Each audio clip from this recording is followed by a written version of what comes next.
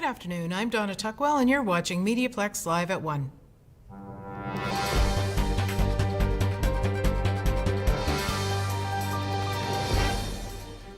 The Ambassador Bridge has now reopened after being closed for several hours last night. Windsor Police received a call just before 9 p.m. Sunday after a suspicious locked box was found inside of a car pulled over on the Canadian side of the bridge. The area was immediately evacuated and members of the explosive disposal unit were called to the scene to investigate. The package was opened and found to contain an electronic scale, drug paraphernalia, and suspected narcotics. The bridge was closed for 3.5 hours and reopened just after midnight. The case has been turned over to Canada Border Services Agency for further investigation.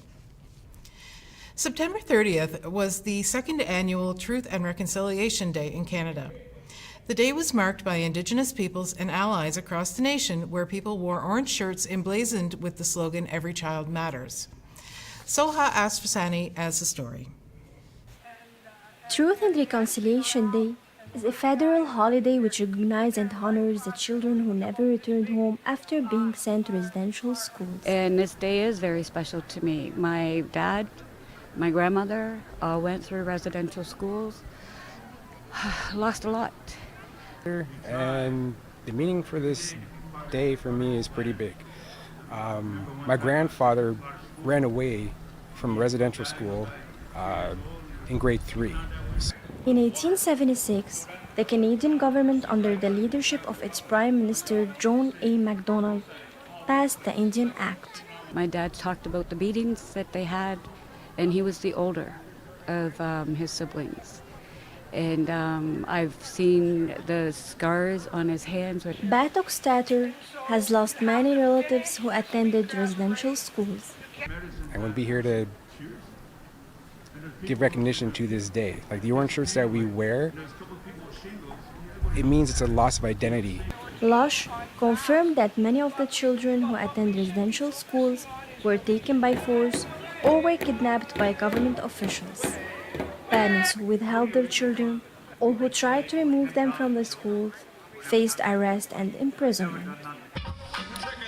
It's very important for all Canadians to know what happened in the schools so that we can try to never let it happen again, and just have all the future generations know the history of residential schools. Yen is working with Scana Family Learning Center. Today, I join with all Canadians on this National Day for Truth and Reconciliation to reflect on the painful history that Indigenous people faced in residential schools in Canada. Soha Asfahani from Kings Navy Yard Park, Amherstburg to MediaPlex News Now. The ArriveCAN app for crossing the border is no more. The federal government announced the mandatory use of the app is on hold starting October 1st. The app is now optional for travelers entering Canada. The app has been much maligned by travelers and businesses who argue that it caused delays and reduced the number of tourists coming to Canada. Travelers are generally happy with the decision. Yeah, I think we don't need ArriveCAN app anymore. It's pointless because, like I said earlier, anybody can download ArriveCAN and just show to the border like, oh yeah, I did ArriveCAN, right, and declare my startup. How do you know the person took the vaccine, whatever? So it's just no point of the ArriveCAN. So I think the decision to eliminate ArriveCAN is a good decision. As the municipal election draws closer, advanced voting polls are beginning to open. Starting October 5th, advanced polls open at various locations across the City of Windsor. Also this year, the city is running drive-through voting at the WFCU Centre during the advanced voting period. If you'd prefer to wait, the general election is October 24th, and you can check the City of Windsor website for advanced voting locations. Now on to the weather. Today, a lot easier for people because they don't have to leave their home. It's just more convenient and able to get my vote in early and don't have to worry day of. It's more convenient. You don't have to wait in line. There's not such a crowd, so you get to save a lot of time. Now on to the weather.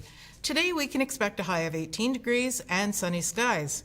Tomorrow more of the same with sunny and a high of 21. Wednesday we'll get more sun.